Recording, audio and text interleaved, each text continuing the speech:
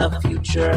There are no people. There are no people in the future. No people at all. There are no people in the future. Where did all my people go? There are no people in the future. Let me try my people call. Where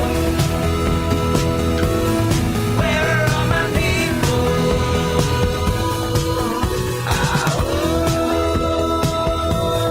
Where are all my people? I guess I'll fly away now. Hey everybody, welcome. It is Monday, October 11th, 2021. Happy Indigenous Peoples Day, everybody. What a day to be here. What a day to be ready for the fight ahead of us, I guess, you know? Welcome to Raging Chicken's Out to Coop Live. This is Kevin Mahoney, editor and founder of Raging Chicken. On Out to Coop Live, we talk to progressives, activists, and troublemakers of all sorts, right from our own backyards and from across the country. On Fridays, Sean Kitchen and I break down the good, the bad, and the ugly in state and national politics. And you can check out the Wednesday show with Cyril Michaleko. Yes, you know it. You love it. Gotta love Cyril's thing. Cyril's a progressive columnist for the Bucks County Courier-Times and Intelligencer. And he usually joins me, usually every Wednesday, every other Wednesday, usually when he drops a column. And he joins me to drill down into Bucks County, Pennsylvania, and international politics. You can get all our shows by subscribing to our podcast on Podbeans, iTunes, Spotify, wherever you get your podcasts. And you can support this show. Yep, you can do it right now. You don't need to wait, right? Support this show by becoming a patron for as little as $5 a month. Just go to patreon.com/rcpress. And you can help out the show right now by heading over to our YouTube channel if you're not there already. Smash that subscribe button, like the stream for the show, and hit that notification bell so you know every time we go live. We're also broadcasting live on Riverside.fm. You can join us on Riverside.fm and call in during the second half of the show. Info for that is in the show notes on our YouTube channel as we go live. Details for how to do it? Yeah, just wait. I'll explain it to you a little bit later. Don't worry about it. You can also join our Discord server, right? Info on that is also in the show notes. Please check out that. You can continue the conversation all week long. And for more PA Progressive Talk, you can tune in to the Rick Smith Show's live stream at 9 p.m. Eastern on his YouTube channel, Twitter, Facebook, wherever you get your streams. Basically, the guy is streaming wherever you get your streams. And look, head on over to thericksmithshow.com. You'll figure out where you can subscribe to his podcast and check out all his shows. The guy's on WBAI now. He's on KPFK in Los Angeles. Rick, man, he's been in the trenches for a long time, and now he's going national. It's absolutely fantastic. And you absolutely have to check out the Sisters of the Night Caucus podcast. The amazing PA women stirring the political cauldron behind this podcast rock the house. And they know where the bodies are buried. Spooky season. Make sure to follow them on Twitter at The Night Caucus and subscribe to their podcast on Anchor, Spotify, iTunes, or wherever you get your podcast. And attention to gamers. Yep. You a gamer? Got a kid who's a gamer? Head on over to the Game Inn. That's the Game Inn with two N's, and it's a Quakertown-based black family-owned gaming store. They're friends of the show, and they've got everything for retro N64s, the latest consoles, video games for all platforms, collectibles, action figures, Funko Pops, you name it. And look, now that school's back in session, you should know, for every A they get on the report card, your kid gets a discount. Go down over and check out the Game Inn. Follow them on Twitter at the Game Inn with two N's. That's at the Game Inn on Twitter. If you've got a question about something you're trying to find out, it's hard to find, shoot them an email at thegameinpa@gmail.com. And a special shout out goes to Jonathan Mann, who, as usual, got to give the shout out to Jonathan. He wrote our intro song, There Are No People in the Future. Check out all his great stuff on his YouTube page and follow him on Twitter at SongAdayMan. That's at SongAdayMan on Twitter. Well, tonight we've got a very special show for everybody. Tonight I welcome Jamie Davis and Cyndi Shain to the show. Davis and Shain are candidates for the Palisades School District, the school board there. And the Palisades School District has become a hotbed of controversy as the right-wing extremism that has reared its ugly head throughout Bucks County has infected this district as well. You all know our discussion of what's happening here in Penridge. Well, it's not just Penridge. As you'll know, what's happening in Central Bucks, you have what's happening in the Palisades, what's happening in North Penn. It's happening all throughout the county. Well, it's infected this district and Palisades as well. We'll get into those controversies and why it's essential that we make sure that we help elect Jamie Davis and Cyndi Shain. Now, Jamie Davis was born in the South Bronx, New York City, and raised in suburban New Jersey. She was adopted at a young age by amazing parents, both who were educators. And Jamie has worked with children of all ages as a caregiver and teacher for 13 years. And recently she changed careers, and now she enjoys working with people in a corporate environment. She's passionate about being a positive role model and advocate in her community. And she's also the proud parent of a Palisades Pirate. And Cyndi Shain holds a master's degree in education from Lehigh University. She has spent the last 25 years as an educator, mostly teaching in private schools, and currently works for a charter school outside of Allentown. Her son is a 2020 graduate of Palisades and currently attends Northampton Community College. Now, during the live show at the end of the show, too, as well, you'll be able to call in with any kind of comments you may have. But right now, we're just going to kind of get into the thick of it because, we cannot wait any longer to meet these awesome women. So welcome to the show, Jamie. Welcome to the show, Cyndi. Thank you. Thank you. So, I thought that, for those folks, as I said in my intro, who've been listening to this show for a while, have been familiar, very kind of intimately familiar, what's been happening in the Palisades School District. And Palisades has kind of, made a little national name for itself as kind of being a hotbed of kind of, I don't know, insanity, if you ask me. But so people are familiar there. But for those folks who may not be as familiar with, say, what's going on at Palisades, right, or who have had the opportunity to hear it kind of directly from you, let's just take some time to kind of, introduce yourselves to the community and kind of, talk us a little bit about why you got involved. So, Jamie, let me turn to you first. If you think about why you stepped up this year of all years, right? I mean, as the craziness seems to be at a high level now, kind of what made you decide to step up and run for school board this year? So the main reason why was, so last year, actually, no, it was probably going around a year and a half now. I did a Black Lives Matter unity march in our small, quiet town of Riegelsville. And it was a huge hit. We had a huge turnout. I remember that actually. Yeah, it was big. I was very proud of our area. Afterwards, I received a lot of feedback. A lot of it was positive feedback. Some of it was negative, but most of it was positive. And I had a huge reach out of parents whose kids were in the district, and they were proud and they were honored to be at the rally. But a lot of them were telling me about how their kids were being bullied. There were numerous parents who had to pull their children out of the school district. And me, I graduated high school 15, 16 years ago. So I know about bullying and all that, but I didn't realize how big of an issue it was here at Palisades. So talking with them, and then it went into a lot of racism issues, especially at the middle school and high school. But it just opened up the doors to people coming to me, telling me everything that was going on. So then I had a couple of people ask me, hey, you're a huge activist here in Riegelsville. You had a huge turnout. Would you be interested in running for school board? I was like, what's that? What do I do? I'm down. And so then I realized what it was. I had gone to probably one school board meeting before that. And so I figured, you know what? I like a challenge. I'm willing to do it. I'm very involved in my son's school, at his elementary school. I love going in there. I love bothering the secretaries, the principal, hanging out and stuff like that. And I love being a mystery reader. So I was like, if I can do something like this and advocate for the kids, then absolutely I want to do it. But yeah, so overall, it was just being involved in the community. I love being involved in the community. If this is just one more thing I could put on my list, then bring it. I'm down. Well, there you go. And it's funny you should say that too about school board. What's that, right? Because I mean, I do think what's wild is that I think so many folks who are even really tapped into what's happening in, say, national, even statewide politics.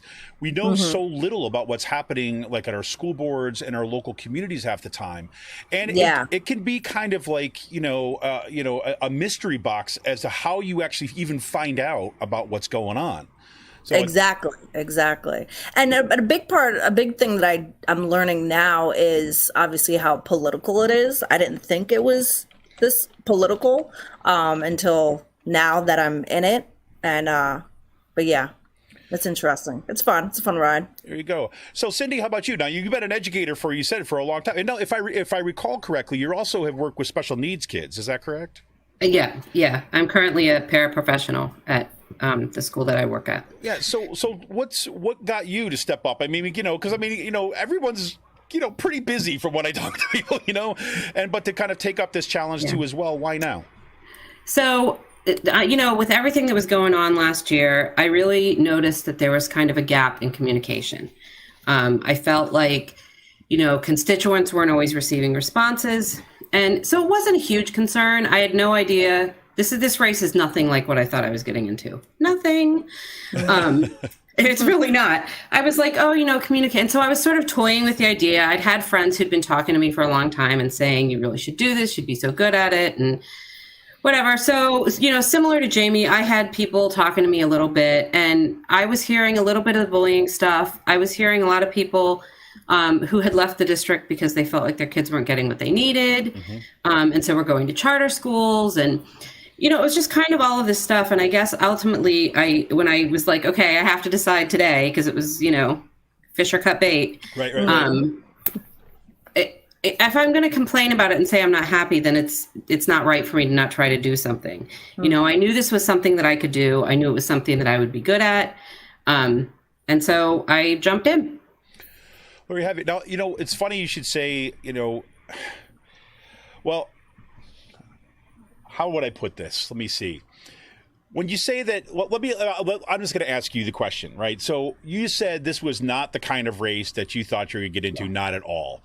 Can you unpack that for us a little bit? Yeah, I thought we were going to be talking about local things. I thought we were going to be talking about how do we make things better for our kids. I thought we were going to be talking about what are the ways that we can improve communication between, the board and constituents and make sure that everybody really feels involved. And so those are the kind of conversations that I thought we were going to be having. How do we hold the line on taxes? Where do we not spend our money? And I think that those actually are the conversations that we should be having.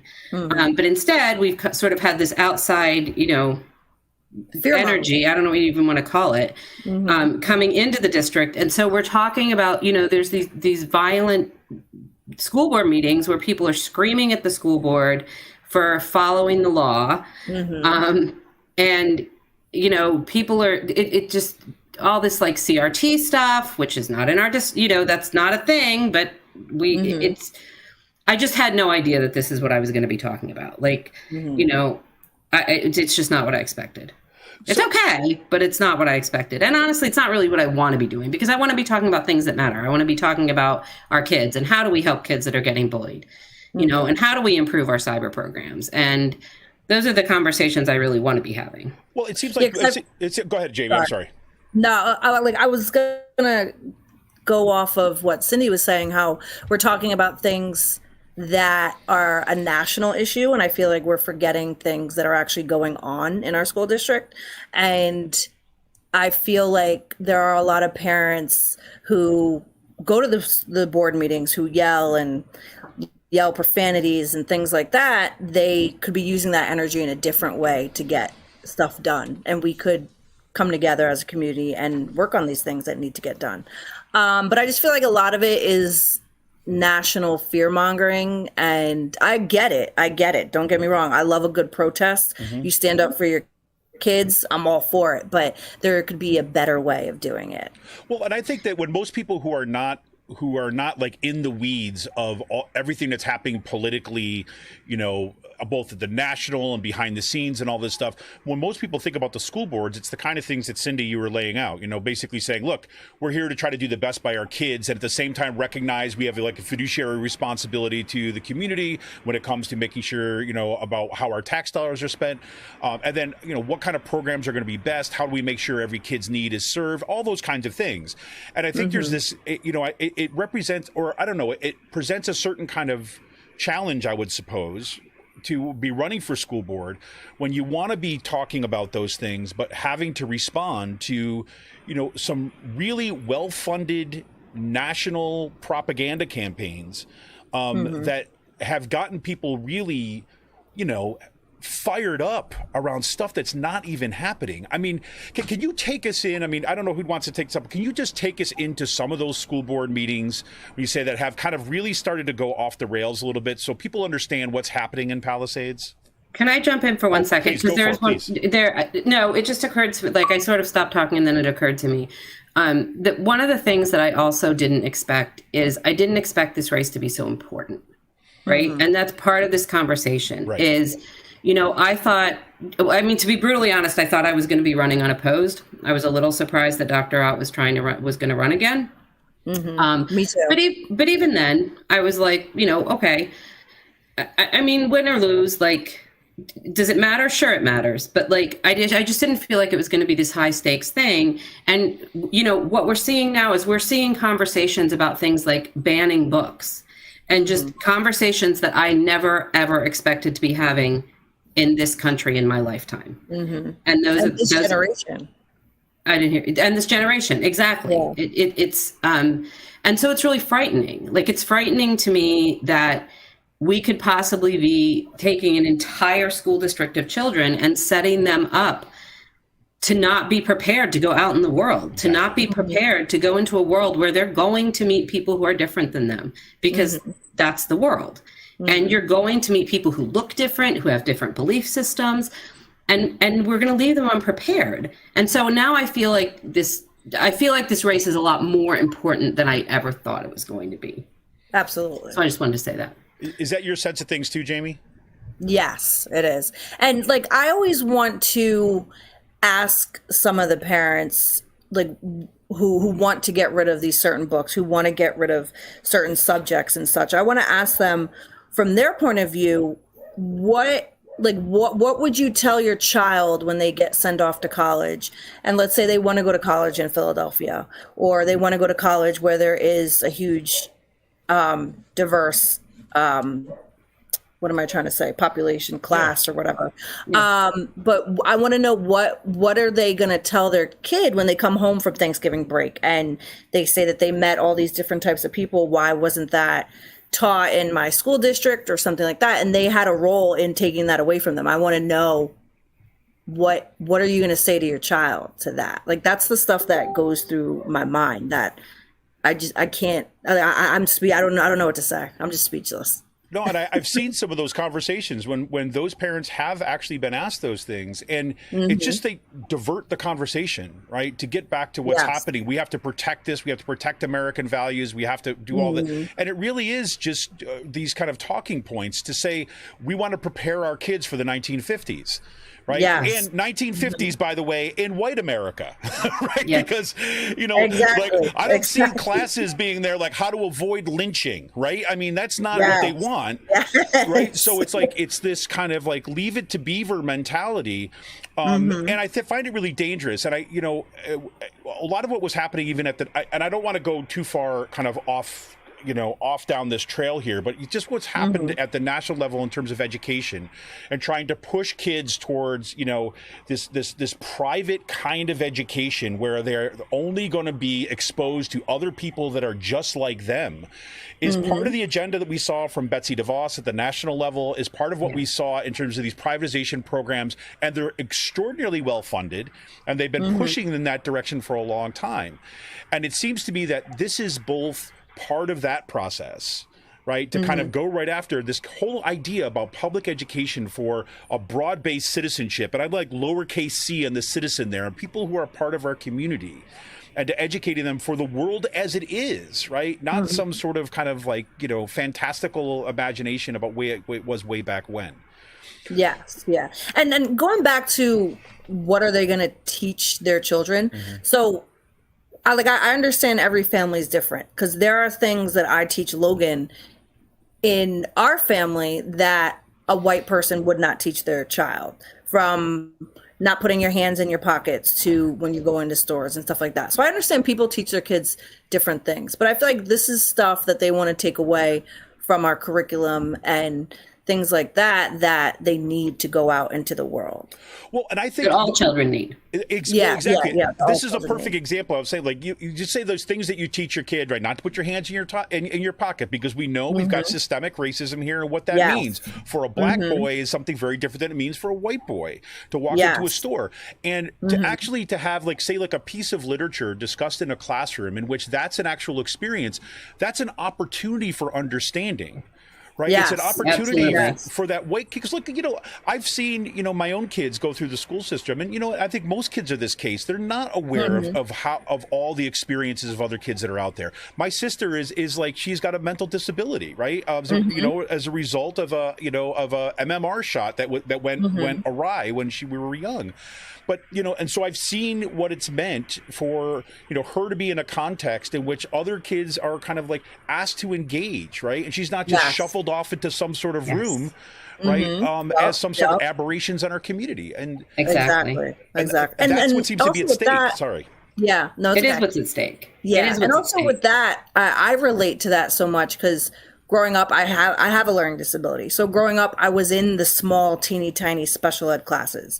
And when I got to high school, I was able to go into a bigger class with in-class support. And I was like, this is amazing. And so I go off of that feeling. And I feel like every child, they shouldn't be put into a smaller classroom and put in the back of the school. Like, I'm not saying that that's what we do, but no child should feel like they're different in a negative way is what I'm trying to say. Does that make sense? I think I agree with you, Jamie. And I think that that's one of the things. So Palisades has really, for a long time, really tried to be inclusive and create an inclusive environment. Yeah. Like there is a very conscious effort put into including, children who have different abilities into the full life of the school and having them be active members of the community. And it's one of the things that I think we should be most proud of. I mean, I think that we do a really good job of it. And so when when these people are talking about we need to get rid of diversity and equity and inclusion, I think that there's a real lack of awareness about who that's going to impact, because it will impact children who are in this district right now, right now in real time, not just the impact it's going to have when they leave for college, but, we need to be able to, every kid needs to be able to see themselves in their school. Yes. And I feel like when they say they want to take away that, they're not realizing, I'm just going off of what Cyndi said, they're not realizing they're taking away extra time for a child for a test. Right. They're taking away, my mind just went blank. They're taking away different things, but it's not all about just the black and the white stuff. It's not. And I don't think that their intention is to take things away from special ed kids. Yeah. But the reality is that is a large part of who would be impacted by this. Yeah. But I also think they need to do a little bit more research since they research. Well, agreed. But, well, the problem is, right, as I've seen, as we've seen, COVID has exploded over here. And, I saw this come up as a Halloween decoration. I had to show my wife. I'm like, look, just want to be clear. I'm not advocating we put this on our front lawn, right? But, right, it's a tombstone that says, I did my own research. Right? Exactly. And so, but that's part of the problem, right? I mean, we're talking about, and this is like, I'm an educator too, right? I mean, I teach at Kutztown University, and critical thinking is kind of one of the absolute, things, it's square one, right? And if doing research means that you're going down these rabbit holes of like for Cora Landis, for example, you're running against, who's like a QAnon supporter, right? I mean, at the end, Cyril Michaleko's got a great piece on this back in September 29th in his column. He published this, yes, I am a Q follower, with their own tweets. And these people have, quote unquote, done their own research, but it's the kind of research that is leading us and our whole nation really in a really problematic direction. So maybe there's not an easy answer to this, and I don't think there's an easy answer to this. But I mean, I've looked at both of your platforms. I've seen the kind of things that you both want to have attention to, and everything seems to be squarely grounded in making sure that the kids of Palisades, right, are getting the absolute best education they can, and is preparing from the challenges that they're going to face down the road. Yes. Right? So how has it been kind of running in this environment when not only does it seem like, you're trying to get people to focus on, things like bullying. I know that both of you have talked about bullying and how this has become or has been a real issue, a concern of parents in Palisades. How do you have that conversation, like in the midst of this other kind of like noise about kind of like, like QAnon or taking away, destroying America through DEI conspiracies and all this other kind of nonsense? Cyndi, you can answer that one. So I think that most people in our community want to be talking about bullying. Yes. I think that you have this like really loud, small faction of people who wants to scream and yell and has, gone down the rabbit hole, done their own research, whatever you want to call it. but they're sort of over here. They're loud. I mean, these are the people that made us shut down our school board meetings. Right. Just like last week, right? Last week, was it 2 weeks ago or last week?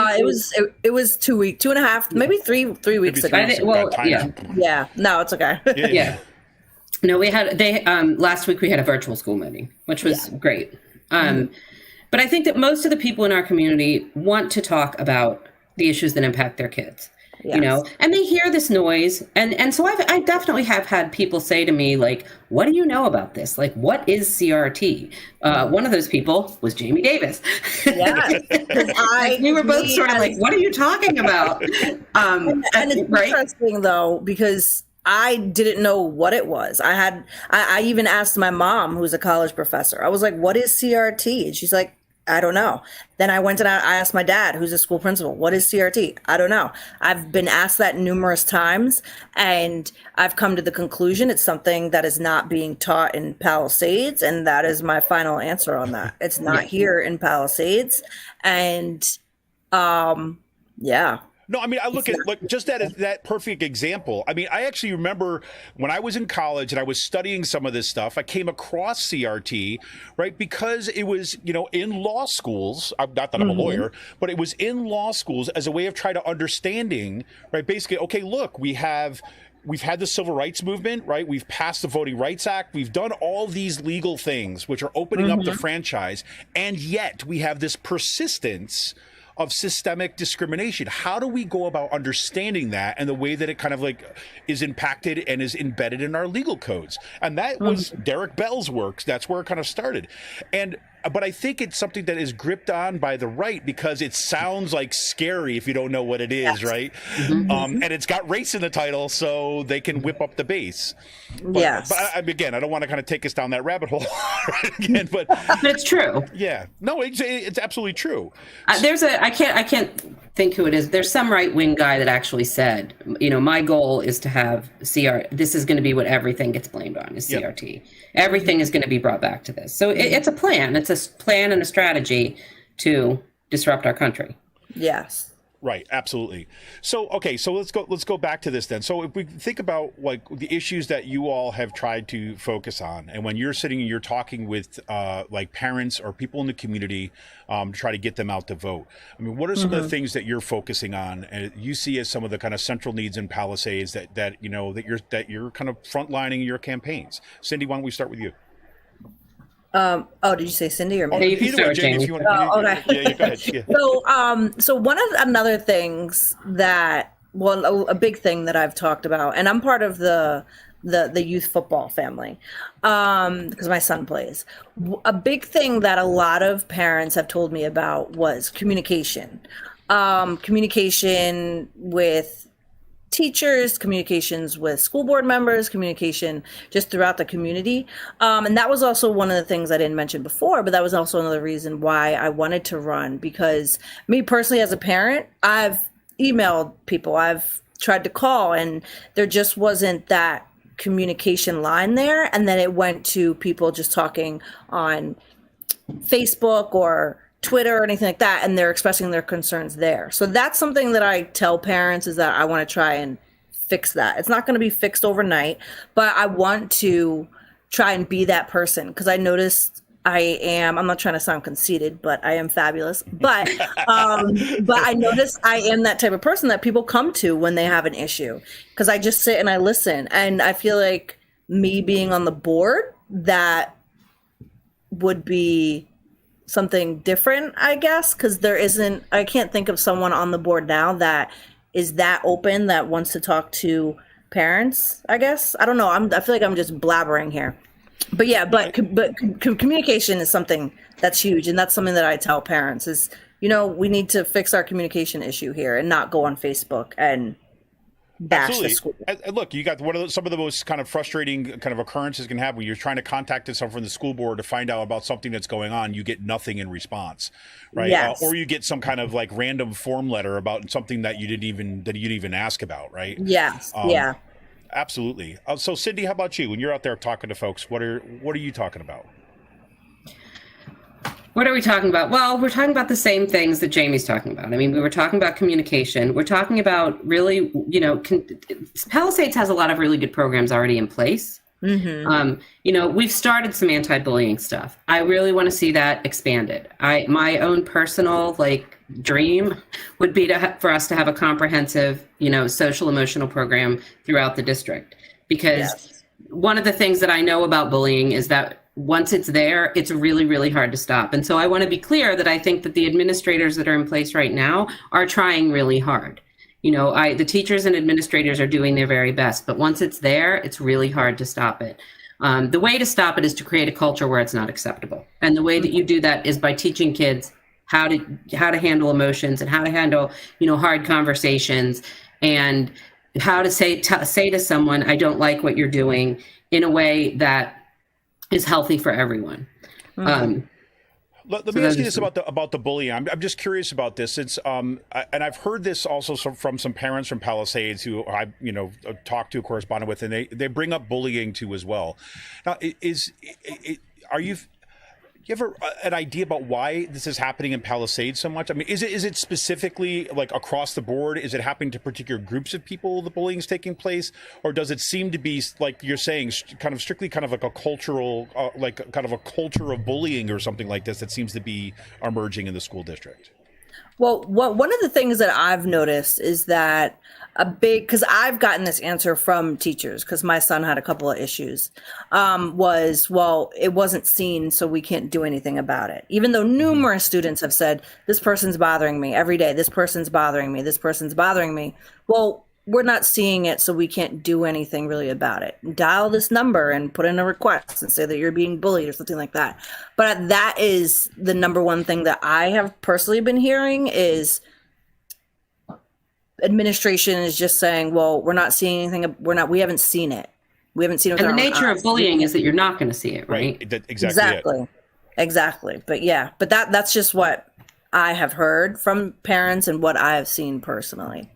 Well, I've got to say, I've been very lucky. We've been very lucky with our elementary school that we have our kids through. And I think I have a really good sense of what it looks like to be in a culture that is anti-bullying, right? And the principal of that school, I've watched just doing absolutely amazing things, foregrounds things, puts them kind of, talks to kids early on. The teachers are all on board. It's programmatic. It's systemic, right? And then, there was a couple instances in which, this was not even a bullying situation, but you could see that it could develop in such. And this happened as my son started getting involved with, online gaming, and it was his, just his circle of friends, right? Just kind of learning about that exchange that can happen in an online environment. They were just saying things to each other as friends. It was really hurtful. And then it was starting to bleed over into school. And so I approached the principal about this. And what he did, he brought the kids all into his office together and talked with them.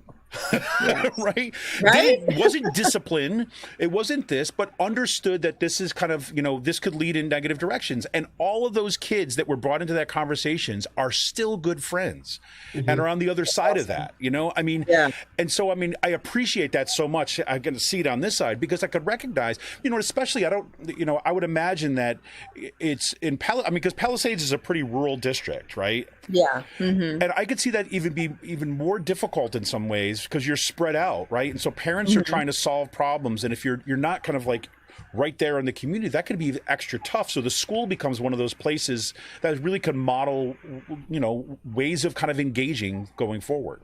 Yeah, but even with going back to communication, one of the things that I've realized is that I've had parents come to me and say, hey, my son or my daughter came home from school. This person at the school is doing this. I know you know the parents. Can you contact them for me? I don't do that. I tell them you need to contact the administration. I can't be the mediator in that. If there's something going on at school, then you need to contact. And that's one of the other things that I've noticed. I'm sitting here thinking of what conversations I've had with parents, and that was another one of them. A lot of people, they go from one parent to another parent to tell that parent to tell their kid to stop. They don't bring it up into the school. And that's something that I feel is important that the school needs to be aware of, because then the kids will go to school, aren't adults there, and they just bully each other. Well, I say I can't tell you how important these kind of conversations can be like within the school district. And I really hope, I mean, this is one of the reasons I'm keeping like my fingers crossed. I want to encourage everybody who's kind of listens to this show, right? Certainly. And everybody who knows who's up there in Palisades to get out there and try to help get Cyndi Shain and Jamie Davis elected to these school board candidates. Because, I think, Cyndi, you put it right, is that the stakes seem to be extraordinarily high.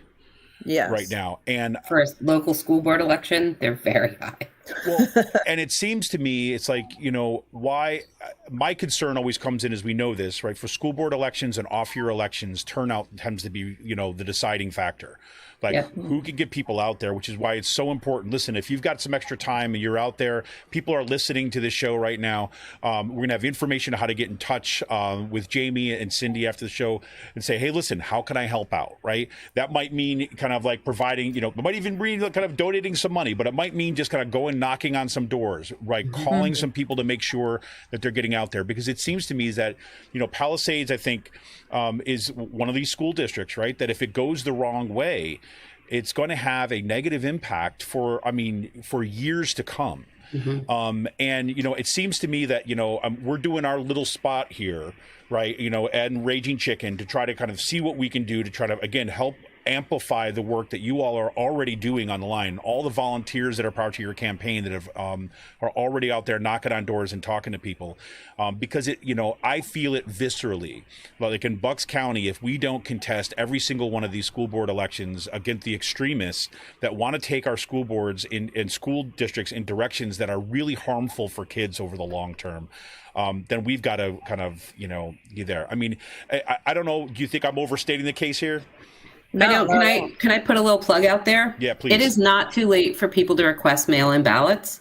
And that's, I think that's one of the things that we need to be saying to people is, hey, I get it. Sometimes it's hard to make it to the polls. Super important election. It takes 5 minutes on the computer to request that ballot. You need a driver's license and a computer. That's really all you need. And so anybody who's listening, I would encourage them to, remind the people around you, it's not too late. Request that ballot if it's hard for you to make it to the polls. But your vote's really important. Yep. I'm having someone text me now saying that they got their mail-in ballot in the mail and they just voted. It's so easy. Yep, I'm getting mine. We just got ours yesterday. Unfortunately, I can't vote for your district as well, right? But I know certainly in my district where the stakes are just as high. We're going to setting out those ballots to make sure we do this. And yes, and make sure. Look, all you got to do, you can go to votepa.gov. You go to votepa.gov. All the information is right there. And listen, here's the heading that is on that website when you go into. It says voting by mail-in or absentee ballot is safe, secure, and easy, right? So go ahead, you can check out, it'll give you all the information about how to do this. We'll put a link in today's show notes, so if it's too late, but you got to do it quick, right? You got to do it then. So if you want the mail-in ballot, you got to do it quick. We know there's been issues about the postal service. Those questions are happening nationwide, so you want to get it and you want to mail it in ASAP. You don't want to wait. And if you miss that deadline, you want to make sure that you're going to head out to the polls and make sure that you're going to be there on election day. And look, I would encourage anyone within the sound of my voice to lend your kind of voice, right? Whether it's just voting, that's great, but tell a friend to tell a friend to tell their friends to make sure that they're getting this out too as well. Show up on election day, see if you can volunteer at the polls, see if you can knock on doors to making sure that you get people out. Yes. And your voice matters. Your voice matters. Absolutely. Absolutely. So for folks who tuned in tonight or going to listen to this on the podcast afterwards, if you had to kind of leave them with kind of say one thought, right? What would that be, right? I mean, it doesn't have to be one thought, right? I want to kind of for those of you, I know you all can't see me, but Cyndi was just one thought, what is it that I want to leave? Or let me say one piece of it, kind of one thought you want to leave them with and how you would encourage them to kind of get involved at this point. So Jamie, go ahead. Let's see. My one thought is your child's life matters. Your child's education matters. I love when parents stand up for their kids, because I've seen parents that are not there for their children. And I think it's just a very powerful thing. And stand up for your babies. All babies matter. And vote November 2nd. It's important. Cyndi, yeah. Yeah. I had it and then I lost it. So my one thing is going to be, we have a good thing here in Palisades. We really do. And we've been growing and doing better every year and just moving in the right direction. And if this election goes the wrong way, we could lose all of that. And the people who are going to suffer the most are going to be our children. And so, my message is vote. Just vote. That's the most important thing. Now, I don't like to traffic in fear politics, but one of the things that I will say to everybody out there in Palisades listening tonight is that we've had several years of this now in the Palisades School District, and already you're seeing the kind of the rankings of the school district drop. You've seen a drop in the U.S. News and World Report because of the craziness that is on the school board, and I can tell you this too as well. It is a heck of a lot harder to get rid of those folks once they're entrenched in your school board than it is just to make sure that the right people are on the job from day one. So get out there and make sure that you are going to be voting, if you're in the Palisades School District, voting for Cyndi Shain and Jamie Davis on November 2nd. Make sure that you go out and request that mail-in ballot. And if you miss the deadline, again, it's, here it is again, votepa.gov, then /voting in PA /page goes on there. The link will be in the show notes, but votepa.gov. I'll give you information about how to register. And if you're not registered already, you got to get on over there and find out kind of like where you need to be on election day, right? That's all I'm saying. I don't want to say the 18th is a deadline, but that's what I have in my head. Yeah. I might be wrong though. I was just trying to. And if I'm going to look it up right now. Yeah. And if anyone has any questions, reach out to us. I'm always willing to help. Yes, absolutely. So October 26th at 5 p.m., applications for mail-in or absentee ballots must be received by your county election board. The last day to register is the 18th. So you've still got time. You have 7 days that you can still register if you're not registered yet. That means that you register tomorrow, everybody, right? You do that tomorrow. Do not wait to the 8th. Do not wait any extra days. Well, I also want to encourage everybody, look, you want to find out how you can get involved, you can contact for Jamie Davis, davisforpalisades@gmail.com. And for Cyndi, you can contact cindyforpalisades@gmail.com. Pretty simple, Shane, pretty straightforward. Shane for Palisades. Shane, my bad. Okay. Shane, my bad. Shane, I'm talking too fast, which is my my downfall always. Shane for Palisades@gmail.com. Better yet, put them both in the subject line, right? And say, hey, I'm here for both y'all. And I'm going to get out there and help. Well, any closing thoughts you got before we call it a night? No, vote November 2nd. There it is. Well, listen, thank you, Cyndi, Jamie, thank you so much for joining me tonight. And thank you for, even more so, thank you for stepping up and, be willing to run for school board. Run for school board and kind of getting the right people in the right places because, like I said, we know what it's like down here in Penridge and what's happening across the state. Defend your school board, defend your kids' education, making sure that you get out there. You're going to vote on November 2nd. Make sure you're voting for Jamie Davis and Cyndi Shain. Well, this is Kevin Mahoney, editor and founder of Raging Chicken. Thank you, Cyndi and Jamie, for joining me tonight. Thank you for having us. Yes, thank you so much. It was nice meeting you. We will be pushing this out to everybody that we can, and we'll be lending our support in any ways that we can. Great. Thank you. Wonderful. So, hey, everybody. So this is a note for everybody who's tuning in. So, as you know, at this point, we're going to say goodbye to our guest. And if you do, you have any kind of ideas or thoughts, not necessarily what we talked about tonight, but you want to join the conversation, there's information in tonight's show notes on our YouTube page about how to join us on riverside.fm for a call-in show, for a kind of afterwards, if you will. And I'll have some closing thoughts after this message. But for right now, what I want to say to you is get out there and vote. Like you've heard it here, get out there and vote on November 2nd. Make sure you request that mail-in ballot. Make sure you're registered and you show up and defend our kids' education. Thank you, Cyndi. Thank you, Jamie. This is Kevin Mahoney, editor and founder of Raging Chicken. We're getting out of here. And let's not forget that we're going to have this Friday, Sean and I will be right back for our weekly politics roundup. And next week, we'll have Jordan Hopkins on. We had to postpone his show from last week. Make sure he'll be on next week on Out to Coop Live. And he'll be talking about all of the funding mechanisms that have been funding this craziness in school boards across the country. So this is Kevin Mahoney, editor and founder of Raging Chicken. Have a good night, everybody. We're getting out of here. Get ready for our talking show. See ya! There are no people in the the future. Let me try my people call. Where are all my people?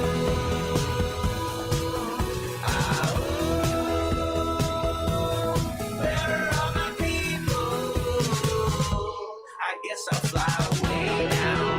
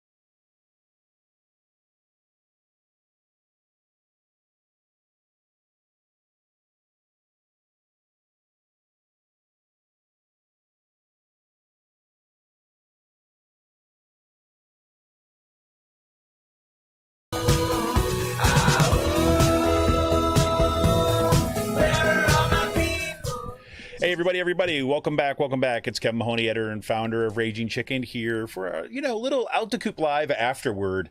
So if anybody does have some comments, anybody has some calls you want to call in, there's information on how to do that in the show notes of tonight's YouTube stream. All you got to do is make sure, if you do decide you want to call in, you've got something that kind of on your mind. You can also throw it in the YouTube chat if there's something that you want to address, something we think we should talk about before we call it a night.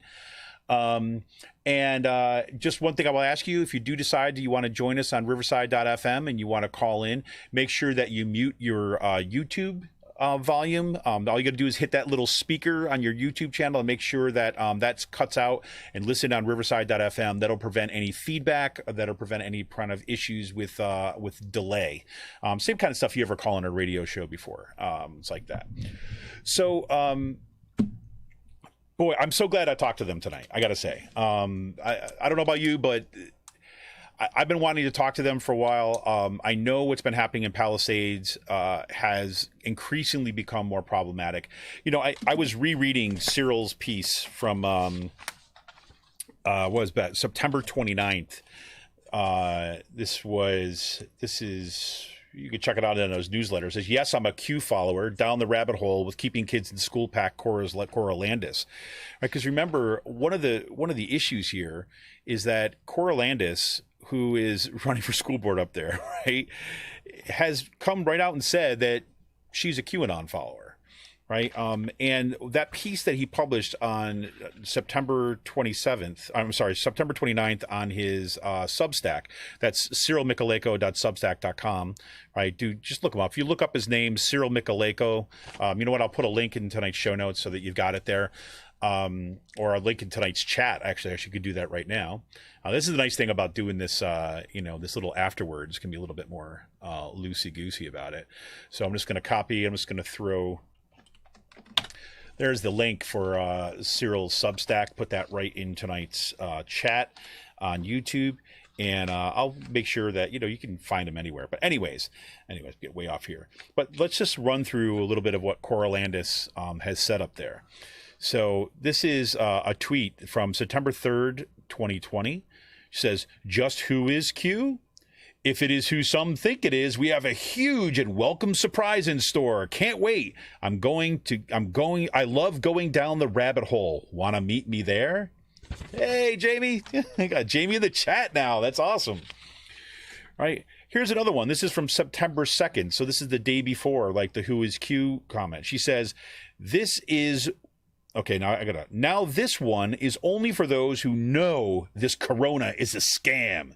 Yes, I am a Q follower, as well as loads of other patriot prophecies.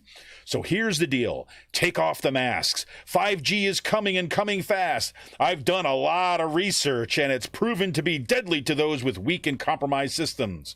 Oxygen and deep breathing and lots of sunshine is what we need to withstand it. Why do you think the blue states are continuing the farce? They want you weak. They want you afraid. When you die from wearing the mask and not having enough oxygen in your blood, they will blame it on corona. And the scam continues. Call it a conspiracy theory, but believe it. I don't have to wear a mask very often, and I'm still having issues with my nasal passages. We need to wake up and stand against tyranny. We should all go into stores without masks, and when they demand you wear one, walk back out. Money always talks. I mean, that's off the rails. That is off the rails. This is the stuff that you hear about people talk about. Like you're kind of like that one crazy uncle that always comes to Thanksgiving or whatever like that you do. That they've been like up late at night listening to some AM talk radio show about stuff, and they start coming up with that kind of thing. This is coming from a person who is running for school board in the Palisades School District. And you dig into this, and Cora Landis, she was worked at Lehigh University for years, right? And in international programs, and kind of headed these small business association and stuff. And you're like, oh my God. It's I just can think of my kids' video games, right? Among Us, right? Sus Among Us. It's like, holy moly. But this is the kind of stuff we're talking about. And, and Scott Freeman, I don't like to spend too much time when I'm actually talking to these school board candidates. I actually don't want to spend too much time talking about their opponents. So I want to, again, at least have some sort of affirmative space where they get to kind of lay out their case and lay out kind of who they are as people, what their concerns are, how they're making sense of this situation, and why they're running for school board. But, when it comes right down to this guy, Scott Freeman, right? Who's also stepping up to run. I mean, we got to come on. This guy is, the school board. I don't want to, see. I go back and forth on this all the time. Do I actually want to kind of run into all this? But you have school board members who are dropping F-bombs at school board meetings. I've had parents contact me. It's like, you got to see you're not going to believe what happened, right? And you're like, really? Something is deeply wrong in our culture and in our politics when the kinds of considerations that are being brought before school boards are national conspiracy theories from well-funded right-wing operatives.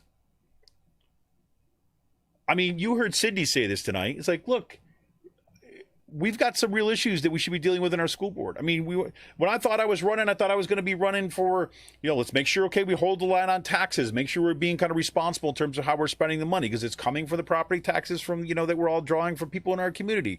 So we got to think about that. We got to think about making sure that kids have access to our schools, and access, what that means sometimes? Sometimes that means a ramp, right? To make sure a kid with a wheelchair can get into schools. I mean, those are real issues. Making sure that we understand the needs of, say, first-generation college students. Making sure we understand the needs of first-generation immigrants. Right? Making sure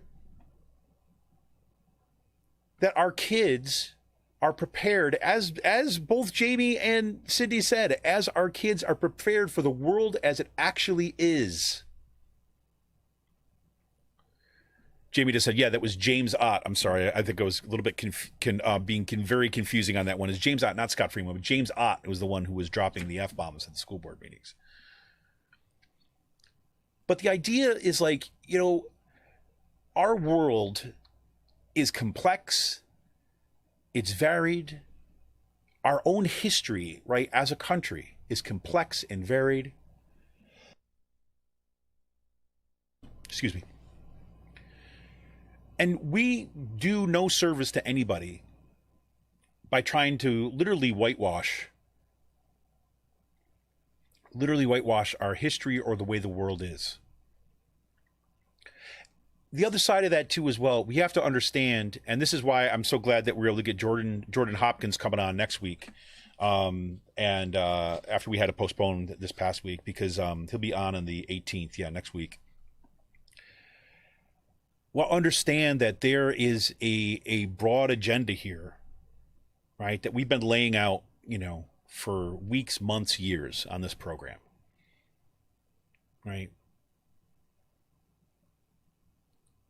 You look at Jane Mayer's book, Dark Money, for example. If you, from the New Yorker, right? Prize-winning journalist, investigative journalist. So you look at, Jane Mayer's book on dark money, when she was tracking, the systems, the kind of the funding systems for these kind of billionaires, these kind of really right-wing, libertarian-oriented billionaires and far-right billionaires that have tons of money just to dump into our politics because they believe that they are the ones who should rule.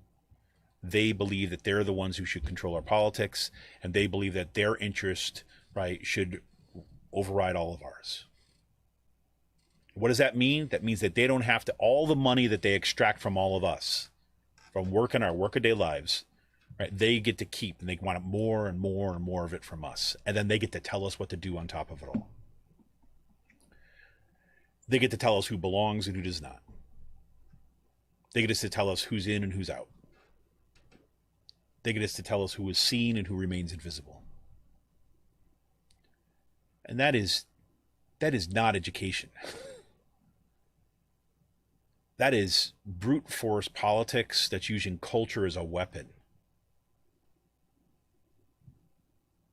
And it's the fact that it's happening in our school boards. And I'll say this again, this is one of the things that I've learned over the years is that, the right wing has been very good about understanding the way media works, right? Number one of the first things that they do is they fund their media, right? And they don't just kind of say like, okay, let me think about who is the right person to give money to. They spread it around, right? These folks will drop like hundreds of thousands of dollars on like 15 different, podcasts or whatever you want to mean, right? They'll drop it on all these new up and comers, right? Because they know, they know that probably, 75% of where that money went, maybe even 50 to 75% of that money went, it's probably not going to pan out. Right? But they don't care. They want to saturate their airways. And then when they find those ones that stick, that got it, then they move all the money over there. And then they do it again and again and again. When AM radio was dying, was the right wing, particularly conservative Christians, who went in and bought up those radio stations. And that eventually became the infrastructure for Rush Limbaugh and all these right-wing radio folks.